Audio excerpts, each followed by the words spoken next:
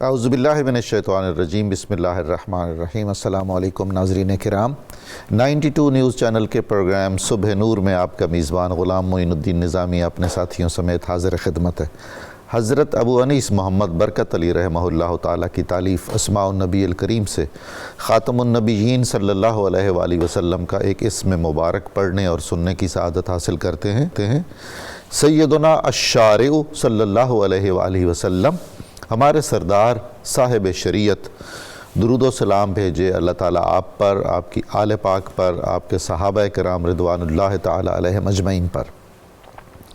معروف صحابی سیدنا ابو ہریرہ روایت فرماتے ہیں کہ اللہ کے رسول صلی اللہ علیہ وآلہ وسلم نے ارشاد فرمایا، ایمان کی 70 سے کچھ زیادہ شاخیں ہیں، جن میں سب سے افضل لا الہ الا اللہ یعنی توحید الہی کا اقرار کرنا ہے، اور ان میں سب سے نچلا درجہ کسی تکلیف دہ چیز کو راستے سے ہٹا دینا ہے، اور فرمایا حیا بھی ایمان کی ایک اہم شاخ ہے۔ ناظرین مکرم، یہ حدیث متفق علیہ ہے۔ ہمارا آج کا موضوع قرآن کریم کی سورہ احزاب کی آیت نمبر 35 ہے۔ ان المسلمین والمسلمات والمؤمنین والمؤمنات، یہ طویل آیت ہے۔ بے شک مسلمان مرد اور مسلمان عورتیں، مومن مرد اور مومن عورتیں، اور اختتام پر فرمایا گیا کہ ان سب کے لیے مغفرت ہے اور اجر عظیم ہے۔ اس میں 10 صفات بیان کی گئی ہیں جس پر میں عرض کروں گا۔ سب سے پہلا مسئلہ تو یہ ہے کہ عورتیں اسلام میں ایک عمومی تکریم کی حامل تو ہیں ہی، جو وَلَقَدْ كَرَّمْنَا بَنِي آدم کے تحت ہے کہ اللہ تعالیٰ نے نسل آدم کو فوقیت عطا فرمائی، برتری عطا کی، عز و شرف سے نوازا، اس میں شامل ہیں۔ اس میں بھی شامل ہیں کہ احسن تقویم ہے، اللہ تعالیٰ نے اپنی تخلیقات میں سب سے زیادہ خوبصورت جسے پیدا کیا وہ نسل انسانی ہے، تو اس عزت، شرف اور تکریم میں بھی عورتیں برابر کی شریک ہیں۔ اس کے بعد ہم یہ دیکھتے ہیں کہ اس معاشرے میں جہاں بیٹیوں کو زندہ گاڑ دیا جاتا تھا، اللہ کے رسول صلی اللہ علیہ وآلہ وسلم نے بیٹیوں کو اللہ کی نعمت قرار دیا، اور ان کی بہترین پرورش کرنے والے کو یہ بشارت عطا فرمائی کہ وہ جنت میں میرا ہمسایہ ہوگا۔ اس سے بڑا کیا شرف ہو سکتا ہے کسی بھی مسلمان کے لیے، کسی بھی صاحب ایمان کے لیے؟ اور یہ وہ معاشرہ ہے جہاں ماؤں کو یعنی باپ کی بیویوں کو ترکے میں تقسیم کر دیا جاتا تھا۔ اس معاشرے میں رسول خدا صلی اللہ علیہ وآلہ وسلم نے یہ آواز حق بلند کیا کہ ماؤں کے قدموں تلے جنت ہے۔ رسول خدا صلی اللہ علیہ وآلہ وسلم کی حیات طیبہ، آپ کا اسوہ حسنہ، آپ کے قریبی صحابہ کا معمول اور اکابر امت جن میں بڑے بڑے علماء اور مشائخ شامل ہیں، سب کے ہاں عورت کے عزت و احترام کو بہت زیادہ اہمیت دی گئی ہے۔ صوفیاء کرام کے ہاں اور صوفی شاعروں کے ہاں ہمیں یہ کیفیت بہت بلند اور برتر نظر آتی ہے۔ یہ آیت کریمہ جس پر ہم آج گفتگو کریں گے، اس میں عورتوں کو قدم بقدم، شانہ بشانہ مردوں کے ساتھ رکھا گیا ہے۔ اللہ تعالیٰ کی رحمت خاص و عام نے یہ التزام فرمایا ہے کہ جہاں مرد کا ذکر ہو ساتھ عورت کا ذکر ہو، مرد کا ذکر ہو ساتھ عورت کا ذکر ہو، تاکہ یہ ثابت ہو کہ اللہ اور اس کے رسول کی نظر میں اخلاقی رفعت میں، عمل کے اجر میں اور مغفرت و نجات کے معاملے میں عورت اور مرد برابر ہیں۔ عورتیں بالکل پیچھے نہیں رہیں گی۔ ہر میدان میں، دین کے ہر کام میں اگر وہ مردوں کے شانہ بشانہ ہیں، اور ان خصوصیات کی علی الخصوص جو اللہ تعالیٰ نے بیان فرمائی ہیں اس آیت میں، تو ایسے مردوں اور ایسی عورتوں کے لیے اللہ نے وعدہ فرمایا ہے کہ ان کے لیے میں نے مغفرت تیار کر کے رکھی ہے اور عظیم اجر تیار کر کے رکھا ہے۔ صاحب عظمت خدا جس اجر کو عظیم فرما رہا ہے، تو وہ اجر تو پھر عظیم ہوگا، اور ہمارے وہم و گمان میں بھی نہیں آ سکتا کہ اس کی عظمت کی کیا حدود ہوں گی۔ ناظرین مکرم، اس کے ساتھ ہمیں یہ دیکھنا ہے کہ یہ 10 صفات جو اس آیت مبارکہ میں بیان کی گئی ہیں، اگر ہم انہیں عشرہ کاملہ فوز و فلاح دارین نہ کہیں تو مزہ نہیں آئے گا۔ یہ 10 وہ کلیدی خصوصیات ہیں کہ وہ کسی بھی مرد میں یا عورت میں ہوں تو اس کے لیے اللہ کی مغفرت کے، نجات کے، بخشش کے دروازے کھلے ہیں، اور ایک ایسا اجر بے نہایت اس کا منتظر ہے جس کا کوئی حد و حصر نہیں ہے۔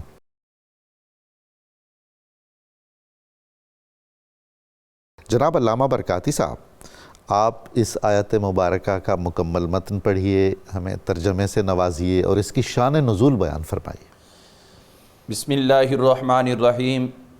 ان المسلمین والمسلمات والمؤمنین والمؤمنات والقانتین والقانتات والصادقین والصادقات والصابرین والصابرات والصابرات والخاشعین والخاشعات والمتصدقین والمتصدقات والصائمین والصائمات والصائمین والصائمات والحافظین فروجهم والحافظات والذاکرین اللہ کثیرا والذاکرین اللہ کثیرا والذاکرات اعد اللہ لهم مغفرتا واجرا عظیما۔ سبحان اللہ، صدق اللہ، جزاک اللہ۔ قرآن مجید فرقان حمید کی یہ انتہائی اہم ترین، ویسے تو پورا قرآن پاک ہی اہمیت سے بھرپور ہے، لیکن اعمال کے اعتبار سے اور حوصلہ افزائی کے اعتبار سے انتہائی اہمیت کی حامل ہے۔ بے شک۔ یہ جو آیہ کریمہ تلاوت کرنے کا شرف حاصل کیا، یہ 22واں پارہ ہے، پہلا رکوع ختم ہو گیا، دوسرا شروع ہو رہا ہے، اور یہ سورۃ الاحزاب شریف کی آیت کا نمبر 35 ہے۔ جی، اس کے اندر اللہ تعالیٰ نے ارشاد فرمایا کہ بے شک مسلمان مرد اور مسلمان عورتیں، مومن مرد اور مومن عورتیں، اور فرما بردار مرد، فرما بردار عورتیں، صدقہ کرنے والے مرد اور صدقہ کرنے والی عورتیں، صبر کرنے والے مرد اور صبر کرنے والی عورتیں، خشوع و خضوع کرنے والے مرد اور خشوع و خضوع کرنے والی عورتیں، صدقات کرنے والے مرد اور صدقات کرنے والی عورتیں، روزہ رکھنے والے مرد اور روزہ رکھنے والی عورتیں، اور اپنی شرمگاہوں کی حفاظت کرنے والے مرد اور عورتیں، اللہ تعالیٰ کا کثرت سے ذکر کرنے والے مرد اور عورتیں، ان سب کے لیے اللہ تعالیٰ نے تیار کر دیا اپنے پاس مغفرت کا خزانہ، اور ان کے لیے بہت بڑا اجر تیار کر دیا۔ سبحان اللہ، سبحان اللہ۔ یہ فیوچر پلان اللہ کا نہیں بلکہ یہ کام ہو چکا، یہ صرف جب وقت آئے گا تو اس وقت اس پہ عمل کیا جائے گا۔ یہ شان نزول کے اعتبار سے اگر ہم غور کریں تو اس کے 3 شان نزول ملتے ہیں۔ جی، ایک تو شان نزول اس کا یہ ملتا ہے کہ حضرت ام عمارہ رضی اللہ تعالیٰ عنہا یہ سرکار دو عالم علیہ السلام کی خدمت میں حاضر ہوئیں، اور دوسرے میں حضرت سیدہ اسماء بنت عمیس رضی اللہ تعالیٰ عنہا جو کہ حضرت سیدنا جعفر طیار رضی اللہ تعالیٰ عنہ کی زوجہ محترمہ تھیں، سبحان اللہ، اور وہ اس وقت حبشہ سے ہجرت کر کے مدینہ منورہ سرکار کی خدمت میں حاضر ہوئیں۔ اور اسی طرح حضور صلی اللہ علیہ وسلم کی ازواج مطہرات میں سے حضرت ام المومنین ام سلمہ رضی اللہ تعالیٰ عنہ، ان کے اعتبار سے بھی یعنی ہر سے خواتین محترمات، مقدسات، مخدرات، انہوں نے حضور صلی اللہ علیہ وسلم کی خدمت میں عرض کیا، حضور جہاں پر بھی بات ہوتی، مردوں کی بات ہوتی تو عورتوں کا الگ سے کوئی ذکر نہیں ہوتا۔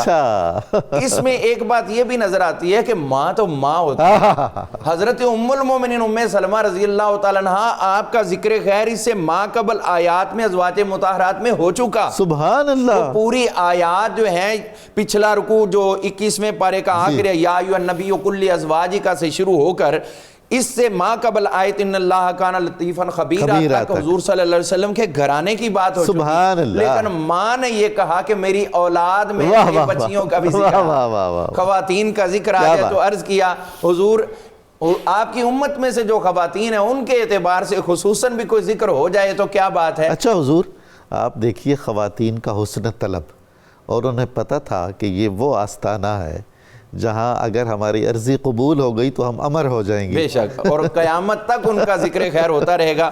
حالانکہ اس سے ماں قبل ہم دیکھتے ہیں سورۃ النساء شریف جو ہے اس کے ابتدا میں اللہ تعالیٰ نے فرمایا یا ایھا الناس اتقوا ربکم الذی خلقکم من نفس واحدہ، اے لوگو ڈرو اپنے رب سے جس نے تمہیں پیدا کیا ایک جان سے، وخلق منہا زوجہا، اور اس سے پیدا کی ان کی زوجہ محترمہ حضرت ماں حوا کو، وبث منہما رجالا کثیرا ونساء، انہی سے مرد اور عورتیں بنائیں۔ حالانکہ جب بنیاد کا ذکر ہو جائے، کسی درخت کے تنے میں پاور ملتی ہے تو وہ اس کے ہر پتے تک پہنچتی ہے، تو جب حضرت آدم علیہ السلام یا مردوں کا ذکر کیا جاتا ہے تو یہ اصول قرآن ہے کہ اس کے اندر خواتین خود بخود شامل ہوتی ہیں۔ اللہ تعالیٰ جگہ جگہ فرماتا ہے یا ایھا الذین آمنوا، اے ایمان والو۔ تو اب یہ نہیں کہ آمنو مذکر کا صیغہ ہے اور اس میں صرف مردوں کی بات ہے، عورتوں کی نہیں، عورتیں خود بخود شامل ہیں، لیکن اس کے باوجود یہ حسن طلب تھی کہ انہوں نے کہا کہ ٹھیک ہے آپ کے اندر بھی ہم شامل ہوں تو الگ بھی ہمارا ذکر ہو۔ تو اسی بات کی تسکین کے لیے اللہ تعالیٰ نے قرآن مجید کے اندر یہ خوبصورت آیت عطا کر دی جس میں 10 صفات کا ذکر کیا، 10 اعمال کا ذکر کیا، اور فرمایا جیسا مرد کریں گے ویسا ہی ان کو اجر ملے گا۔ ایک بات آپ کی اجازت سے عرض کرنا چاہوں گا، یہ ایک بہت بڑے شبہ کا بھی ازالہ تھا اس میں، اور وہ یہ تھا کہ جس طرح وَلِلذَّكَرِ مِثْلُ حَظِّ الْأُنثَيَيْنِ کہ عورت کے مقابلے میں مرد کو دگنا ہوتا ہے، تو کہیں یہ جو معاملات عبادات کے ہیں ایسا نہ سمجھا جائے کہ عورت کو ثواب بھی آدھا ملتا ہے اور مرد کو دگنا، فرما دیا ثواب کے اندر ہم نے برابر۔ واہ واہ واہ، بہت خوب۔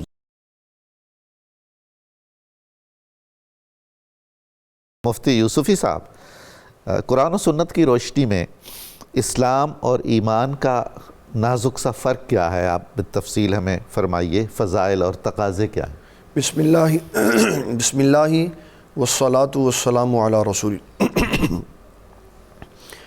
قبلہ ڈاکٹر صاحب، بعض چیزیں ایسی ہوتی ہیں جن کی تشریح اور معانی کے لیے ہمیں لغت دیکھنی پڑتی، اور بعض چیزیں ایسی ہیں جن کی وضاحت خود رب کائنات جل جلالہ ہی فرما دیتا ہے۔ سبحان اللہ۔ سورۃ الحجرات کی آیت نمبر 14 میں اللہ تعالیٰ ارشاد فرماتا ہے قالت الاعراب آمنا قل لم تؤمنوا ولکن کونوا اسلمنا۔ جی، جب یہ دیہاتی آتے ہیں نا تو کہتے ہیں ہم اسلام لے آئے، ہم ایمان لے آئے، تو اب ہمیں عنایت فرمائیں، مال دیں۔ تو آپ ان سے کہیں کہ تم اسلام لے کے آئے ہو، ایمان لے کے نہیں لایا۔ اس کا معنی یہ ہوا اسلام اور چیز ہے، ایمان اور چیز ہے، مختلف ہیں۔ ہاں، ان کے درمیان جو فرق ہے وہ واضح ہونا چاہیے۔ حدیث جبریل ہے، بہت ساری کتب حدیث کی مشترکہ یہ حدیث بیان کی جاتی ہے اور اس کا نام ہی حدیث جبریل رکھا ہوا، ٹھیک، کہ حضرت جبرائیل علیہ السلام نے نبی صلی اللہ تعالیٰ علیہ وسلم سے آ کے چند سوالات کی، اس میں 2 سوال اسلام اور ایمان کے بارے میں کہا اخبرنی عن الاسلام، تو نبی صلی اللہ تعالیٰ علیہ وسلم نے اس کا جواب دیتے ہوئے فرمایا ان تشہد اللہ الہ الا اللہ وان محمد الرسول اللہ واقام الصلاۃ وایتاء الزکاۃ وتصوم رمضان وتحج البیت من استطاع الیہ سبیلا۔ آپ نے فرمایا اسلام یہ ہے کہ شہادتین کا اقرار کر، نماز پڑھ، روزہ رکھ، زکوٰۃ ادا کر، اور اگر اللہ تعالیٰ تجھے توفیق دے، استطاعت دے، تو پھر بیت اللہ شریف کا حج کر۔ پھر دوسری بات پوچھی جی اخبرنی عن الایمان، تو فرمایا ان تؤمن باللہ وملائکتہ وکتبہ ورسلہ والیوم الآخر والقدر خیرہ وشرہ، کہ ایمان یہ ہے کہ تو ایمان لا اس بات پر، اللہ تعالیٰ کی فرشتوں پر، اس کی کتابوں پر، اس کے رسولوں پر، آخرت کے دن پر، اور اچھی اور بری تقدیر پر۔ اب جب ہم نے 2 معنی سن لیے تو اس کا مطلب یہ ہوگا ایمان اور اسلام میں جو مائنر سا فرق ہے وہ یہ ہے کہ اسلام، قلعہ اسلام کے اندر داخل ہونا، کلمہ پڑھ کے ایمان اسلام کی عمارت کے اندر آ جانا، یہ اسلام کہلائے گا، اور پھر نبی صلی اللہ تعالیٰ علیہ وسلم کی تعلیمات کو صدق دل سے مان کر اس پہ عمل کرنا، یہ ایمان کہلائے گا۔ تو معنی اس طرح بھی جدا ہو جائے گا کہ ظاہری جو اعمال ہیں وہ اسلام کہلائیں گے، اور جو قلبی اعمال ہیں وہ ایمان کہلائیں گے۔ اور حضور صلی اللہ تعالیٰ علیہ وسلم نے ان احادیث کے اندر جو میں نے حدیث صاحب کو عرض کی اور آیات قرآنیہ کے پیش نظر جو ان کے درمیان ان کے تقاضے بنتے ہیں وہ یہ، اسلام کا تقاضا ہے کلمہ شریف، رسول اللہ صلی اللہ علیہ وسلم کی رسالت کا اقرار، آپ کی ختم نبوت کا اقرار، دوسرے نمبر پر نماز، پھر روزہ، پھر زکوٰۃ، پھر حج، اور یہ اعمال میں اپنے ناظرین کے لیے عرض کرنا چاہتا ہوں کہ یہ ظاہری عمل ہے جی. اور ظاہری عمل میں اسلام نے ہمیں باؤنڈ کیا ہے بعض اعمال کے ساتھ جو جسم کے ساتھ ہوتے ہیں، بعض اعمال پیسے کے ساتھ ہوتے ہیں، ہاں بعض جسم اور پیسہ دونوں کے دونوں کے ساتھ ہوتے. جیسے کہ کلمہ طیبہ ہے یا شہادتین ہے وہ زبان کے ساتھ ہے، جی ہاں. نماز جسم کے ساتھ ہے، روزہ جسم کے ساتھ ہے، زکوٰۃ مال کے ساتھ مال ہے، کے ساتھ. اور حج مال اور جسمانی دونوں طرح کی عبادات ہیں. جس طرح ہم نماز پڑھتے ہوئے کہتے ہیں تحیات للہ والصلوات والطیبات، قولی بدنی اور مالی عبادات ساری اللہ کے لیے. اس کو نبی صلی اللہ علیہ وسلم نے ایک جملے کے اندر ہمیں عبادت کا مفہوم بھی سمجھا دیا. جی. فرمایا کہ قل، اے میرے حبیب صلی اللہ علیہ وسلم آپ فرما دیجئے، ان صلاتی و نسکی و محیای و مماتی للہ رب العالمین. اس سے اسلام کے ویژن کا پتہ چلتا. ہم صرف عبادت نماز کو سمجھتے ہیں. حضور صلی اللہ علیہ وسلم نے فرمایا نماز بھی، قربانی بھی، زندگی بھی، دنیا سے تشریف لے جانا، ایک لمحہ جی، ایک لمحہ. تو اس کا مطلب ہے عبادت کے مفہوم کو ہم چھوٹا نہ کریں، اس کو وسیع رہنے دیں. پھر ایمان اور اسلام کا جب ہم فرق کر لیتے ہیں تو پھر تقاضے کیا ہیں؟ اسلام اور ایمان تقاضا کرتے ہیں ہم سے کہ جب تم اس کو پڑھ لو گے تو اللہ تبارک و تعالیٰ کے حبیب صلی اللہ علیہ وسلم نے فرمایا کہ جو شخص یہ کہہ دے گا لا الہ الا اللہ محمد الرسول اللہ، اس نے اپنے آپ کو، اپنے مال کو اور اپنے خون کو محفوظ کر لیا. جی. یہ اسلام کے اندر آ جانے کی نعمت ہے کہ اس کا مال، اس کی جان اور اس کا ساز و سامان محفوظ ہو گیا. اور حضور صلی اللہ تعالیٰ علیہ وسلم نے سخت ریئیکشن کیا اس بندے پر جس نے کلمہ گو کو نقصان پہنچا. حضرت اسامہ بن زید سے کہا کہ تم نے بندہ مار دیا، قیامت والے دن اگر یہ کلمہ پوچھے گا ایک بندے نے مجھے پڑھ لیا تھا تو کیوں مارا، تو کیا جواب دو. اللہ اکبر. اس سے پتہ چلا ایمان اور اسلام کی بڑی عزت، بڑی شان ہے. سبحان اللہ. سبحان اللہ. قرآن و سنت کی روشنی میں عبادت پر قائم رہنے، اطاعت الہی کرنے اور سچ بولنے کی فضیلت اور اجر کیا ہے؟ اس طرح ہے جی کہ اسلام جو ہے وہ بذات خود سچائی کا دین ہے. جی. اللہ تعالیٰ کے اسماء الحسنہ اتنے خوبصورت ہیں، اتنے خوبصورت ہیں، اور وہ اللہ تعالیٰ کے اخلاق حمیدہ کا بذات خود ایک حصہ ہے. سبحان اللہ. اور حضور صلی اللہ تعالیٰ علیہ وسلم نے کیا خوب بات ارشاد فرمائی، خلقوا باخلاق اللہ، اللہ کے اخلاق اختیار کرو. کیا بات. اور اللہ کے اخلاق میں سے ایک یہ ہے کہ وَمَنْ أَصْدَقُ مِنَ اللَّهِ قِيلًا، اللہ سے بڑھ کے کسی اور کی سچی بات کیسے؟ کیا بات. حضور صلی اللہ تعالیٰ علیہ وسلم آپ کی پوری حیات طیبہ اور بشمول 1,24,000 کم و بیش انبیاء کرام علیہ السلام، ان کی زندگیوں کا اگر احاطہ کریں تو ان کی زندگی میں کبھی بھی جھوٹ کا دور تک شائبہ بھی نظر نہیں آتا.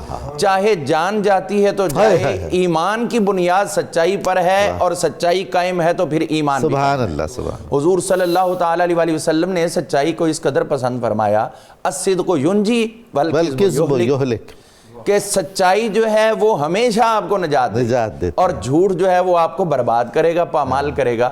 سرکار دو عالم صلی اللہ تعالیٰ علیہ وسلم کی خدمت طیبہ طاہرہ میں جب ایک شخص حاضر ہوا اور اس نے مشروط طور پر ایمان قبول کرنے کی بات کی تو سب سے پہلی بات تو یہ ہے کہ آپ جو مشن لے کے چل رہے ہیں نا، اگر وہ سچا ہے تو آپ اس پہ مضبوطی سے کاربند ہوں گے. آپ کو پتہ ہے کہ میرا مشن سچا ہے، یہ اپنے اثرات دکھائے گا. حضور صلی اللہ تعالیٰ علیہ وسلم نے صلح حدیبیہ بھی اسی لیے قبول کی تھی، حالانکہ شرائط آپ کے خلاف تھیں، لیکن آپ کو پتہ تھا کہ ایک دفعہ جب ملن جلن شروع ہوگا تو ہمارا دین سچا ہے، یہ ان کے اوپر اپنے اثرات چھوڑے گا اور یہ قبول کرنے پر مجبور ہو جائے. اسی بظاہر کمزور شرط سے اللہ تعالیٰ فتح مبین عطا کرے. فتح مبین عطا. اب ادھر یہ ہوا کہ حضور صلی اللہ علیہ وسلم سے عرض کرتا ہے حضور میرے اندر بڑے گناہ ہیں، خاص طور پر 3 تو بڑے بڑے گناہ ہیں، آپ کوئی کہیں ایک چھوڑ سکتا ہوں باقی میں نہیں چھوڑوں گا. تو حضور کو اپنے دین کی سچائی پہ یقین تھا، ایک دفعہ تو آ تو صحیح، پھر اس کے بعد دیکھنا تم پر اثرات کیا ہوتے ہیں. تو آپ نے فرمایا جھوٹ نہ بولنا، جھوٹ نہیں بولنا. جب انہوں نے جھوٹ چھوڑنے کا وعدہ کیا تو وہ پھر جو بدکاری کیا کرتے تھے، سچائی اختیار کرنے کی برکت سے وہ بھی چھوٹ گئی. پھر دیکھا تو پھر جو شراب نوشی کرتے تھے سچائی کی برکت سے وہ بھی چھوٹ گئی اور باقی تمام برائیاں چھوٹ گئیں۔ اگلے دن حضور صلی اللہ علیہ وسلم کی خدمت میں حاضر ہوئے تو حضور مسکرا رہے ہیں، فرمایا بتاؤ رات کیسے گزری؟ عرض کی حضور آپ نے ایک سچ اختیار کرنے کا حکم دیا، اس کی برکت سے اللہ نے تمام برائیاں چھوڑ۔ اور ہمیں یہ بات نہیں بھولنی چاہیے کہ حضور صلی اللہ علیہ وسلم کے گھرانے کا ایک خاص وصف وہ ہمیشہ سچائی رہا ہے۔ اور یہ جو کربلا کے واقعات ہیں ان میں اگر ہم دیکھتے ہیں تو امام مسلم بن عقیل رضی اللہ تعالیٰ عنہ، آپ کے جو صاحبزادگان تھے دو، جن کو اس خاتون نے اپنے گھر میں مہمان ٹھہرا لیا تھا، تو جب اس کا خاوند حارث آیا تو اس نے ان سے پوچھا کہ تم کون ہو؟ اب وہ جو درشت لہجہ تھا وہ بتا رہا تھا کہ یہ جان کا دشمن ہے۔ اب یہ بچے تھے لیکن ان کے ذہن میں یہ بات موجود تھی، اگر ہم جھوٹ بولیں گے تو ایمان جائے گا، سچ بولیں گے تو جان جائے گی۔ انہوں نے ایمان کو اختیار کیا اور سچائی کا اظہار کیا کہ ہم حضور صلی اللہ علیہ وآلہ وسلم کے گھرانے کے فرد ہیں۔ اگرچہ اس سچائی کی وجہ سے ان کو شہید ہونا پڑا، لیکن بتا دیا کہ سچائی جس گھر کا زیور ہے، جس گھر کا حسن ہے اور جس گھر نے عطا کی ہے امت کو، وہ سچائی اختیار کرتے ہوئے جان کا نذرانہ پیش کرنا بھی اس کے لیے معمولی سمجھتے ہیں اور سچائی کو چھوڑنا اپنے لیے ناقابل قبول ناقابل برداشت سمجھتے ہیں۔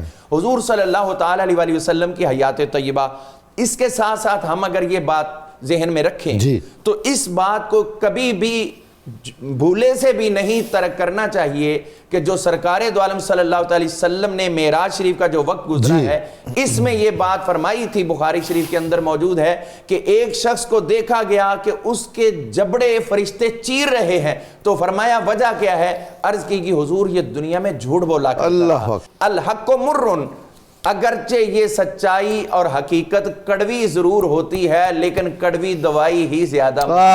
سبحان اللہ سبحان اللہ۔ میں بہت شکر گزار ہوں، آپ تشریف لائے، بہت عمدہ گفتگو ہوئی۔ ناظرین مکرم، کتاب الشفا سے ایک وظیفہ پیش خدمت ہے، بھولے ہوئے قرآن کریم کو یاد کرنا۔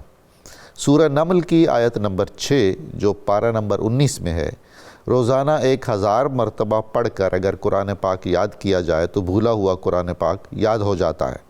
اول و آخر درود پاک لازمی پڑھنا ہوگا۔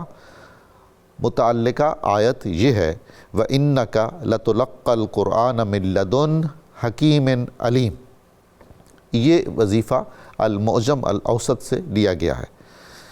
سیدنا علی المرتضیٰ شیر خدا کرم اللہ وجہہ الکریم کا قول مبارک ہے، اپنے عہد و پیمان کی مضبوطی کے ساتھ حفاظت کیا کرو، کیونکہ اللہ تعالیٰ کی نظر میں اور مخلوق خدا کی نظر میں تمہارے لیے اچھا بننے کے لیے یہ عمل بہترین ہے۔ مومن مرد اور مومن عورت، مومن مرد اور مومن عورت یکساں رحمت پاتے ہیں، نیک عمل جو کرتے ہیں، نیک عمل جو کرتے ہیں، پروانہ جنت پاتے ہیں۔ مومن مرد اور مومن عورت رب کے ہاں معیار ایمان، تقویٰ اور طہارت ہے، رب کے ہاں معیار ایمان، تقویٰ اور طہارت ہے، مومن ہے یا مومن رب سے لطف کی دولت پاتے ہیں، مومن ہے یا مومن رب سے لطف کی دولت پاتے ہیں، نیک عمل جو کرتے ہیں۔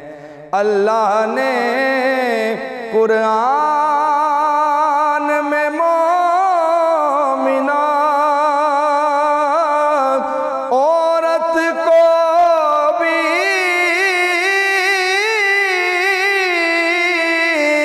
درجہ دیا۔ اللہ نے قرآن میں مومنہ عورت کو بھی درجہ دیا۔ کریں عبادت جو بھی رب کی، کریں عبادت جو بھی رب کی، فضل و کرامت پاتے ہیں، نیک عمل جو کرتے ہیں۔ ساجد مومن مرد اور عورتیں رب کے ہاں مقبول ہیں وہ۔ ساجد مومن مرد اور عورتیں رب کے ہاں مقبول ہیں وہ، جن کو حاصل ہوئی خشیت، جن کو حاصل ہوئی خشیت، بخشش رحمت پاتے ہیں، نیک عمل جو کرتے ہیں، پروانہ جنت پاتے ہیں۔